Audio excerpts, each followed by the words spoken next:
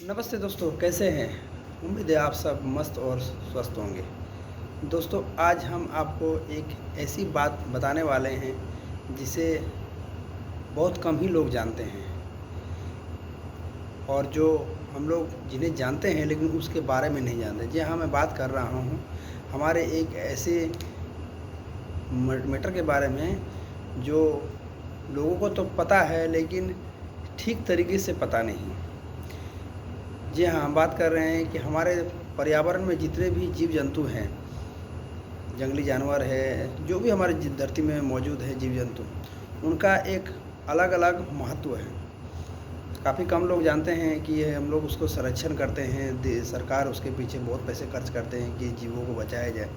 लेकिन क्यों क्यों बचाया जाए? क्यों सरकार इतने पैसे खर्च करते हैं उन जंगली जानवरों को बचाने के लिए, और वो जो कि हमारे हमको नुकसान पहुंचाते हैं, कभी अगर कहीं दिख जाता है तो हमें नुकसान पहुंचाते हैं। तो फिर सरकार उसके पीछे इतने बड़े रुपये क्यों खर्च करते हैं? है ना इंटरेस्टिंग का विषय। जी हाँ दोस्तों, जंगल में जितने जीव जंतु हैं हमारे समाज में, मतलब जिनको हम देखते हैं, उनका सभी का एक समाज में पर्यावरण को संतुलन बनाए रखने के लिए एक बहुत ही अहम रोल है। उन सभी रोलों में से मैं बात कर रहा हूँ आज हाथी का। कि जी हाँ, आपको पता है कि हाथी को बचाने के लिए सरकार, हाथी को संरक्षण देने के लिए, हाथी को मतलब संख्याओं को बढ़ाने के लिए, हाथी को लोगों को गलत लोगों से हाथों से बचाने के लिए सरकार क्यों इतना पैसे खर्च करते हैं? क्यों? हमारा हाथी को क्या फ़ायदा है? एक लाइन पे अगर कोई पूछे तो हाथी को हमसे हम क्या फ़ायदा है? वो तो इतना विशाल जानवर है, हमारे सिस्टम को नुकसान ही पहुँचाते हैं, जंगल के पेड़ पौधे सारे खा जाते हैं और जिससे हमारे पेड़ों की संख्या कम हो जाती है। तो ऐसे समझने से पता चल रहा है कि हाथी तो नुकसान करता है हमारे समाज को, हमारे पर्यावरण को। अगर पर्यावरण में पेड़ लगाना बहुत ज़रूरी है, क्योंकि पेड़ से हमें ऑक्सीजन मिलती है, फल फ्रूट सब मिलते हैं, लेकिन हाथी तो उन सबको खा जाता है। इतना बड़ा जानवर वो सब चीज़ खा जाता है, फिर भी सरकार उसे बचाने की कोशिश करते हैं। तो आज हम उसी के बारे में आपको बताने जा रहे हैं कि हाथी क्यों ज़रूरी है। जी हाँ दोस्तों, आप सभी ये भी जानते हैं कि हाथी को हमारे हिंदू धर्म में एक अलग सम्मान दर्जे से देखा जाता है। उन्हीं के रूप में गणेश जी को पूजा किया जाता है। उनका आधा शरीर गणेश जी का हाथी के शरीर से बना हुआ है। दूसरी बात, विश्वकर्मा पूजा जब होता है तब भी विश्वकर्मा जी की सवारी हाथी की होती है, वहाँ पर भी हम उनके एक अलग सम्मान से देखते हैं।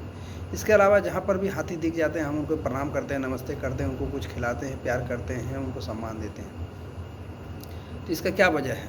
इसका वजह ये है कि प्रॉपर जानकारी हम लोग के पास है नहीं, लेकिन सही बात ये है कि हाथी का एक हमारे धरती में जियोलॉजिकल साइकिल में बहुत ही अहम रोल है, बहुत ही अहम रोल है। अन्य किसी जीव जंतु के मुकाबले हाथी का रोल बहुत ही अच्छा है। आपको बताना चाहेंगे, हाथी जंगल तो खाता है, पेड़ पौधे तो खाता है, लेकिन अन्य जानवर में जैसे कि बाकी सभी जीव जंतु मल करते हैं, तो उस मल से विशिष्ट हमको बहुत ज़्यादा खास फ़ायदा नहीं होता है। जैसे मान लीजिए गाय गोबर करती है तो गोबर को हम लोग सिंचाई में यूज़ करते हैं, ये बहुत अच्छी बात है, खेतों में यूज़ होते हैं उर्वरा कर। लेकिन उनके मल के द्वारा हम किसी चीज़ को विस्तार नहीं कर सकते, लेकिन हाथी के मल से हम लोग दुनिया को विस्तार कर सकते हैं, फैला सकते हैं, पर्यावरण सुरक्षित रख सकते हैं। जी हाँ, हाथी का मल में एक बहुत ही खासियत चीज़ ये होती है कि हाथी जो भी चीज़ को खाता है, जो भी फल फ्रूट्स जो भी खाता है, तो उसमें बीज मौजूद रहता है। तो हाथी के पेट के माध्यम से जब वो बीज जाता है और बीज जाके धरती में मिट्टी में गिरता है, तो वो बीज नष्ट नहीं होता है, वो बीज एक पेड़ का रूप धीरे धीरे करके ले लेता है। लेकिन अन्य किसी जीव जंतु में अगर वो जब उस खाना को खाता है और फिर अपने पेट के माध्यम से पचाता है और पचाने के बाद मल जब त्याग करता है, तो उस मल से किसी भी तरह का जंगल का निर्माण नहीं होता है, क्योंकि उसका मल में इतना ज़्यादा एसिडिक होता है। एसिडिक होने के कारण बीज जल जाती हैं, नष्ट हो जाते हैं और पेड़ नहीं बन पाता है।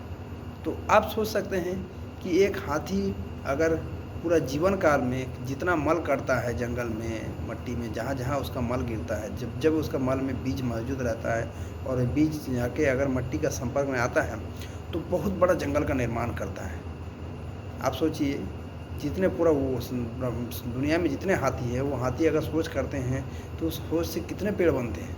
अब जंगल में कौन पेड़ लगाता है? कोई पेड़ लगाता नहीं है। फल तो उसी जगह से गिरते हैं, कुछ जानवर यहाँ से वहाँ लेके जाते हैं, वहाँ से वहाँ ले जाते हैं, उससे कुछ पेड़ बनता है। लेकिन हाथी का प्रोसेस है, क्योंकि वो सारा जीवन खाता है, खाएगा तो जहाँ जाएगा तो मल करेगा तो उस मिट्टी में जब गिरेगा तो वहाँ से नया भी पेड़ बनेगा।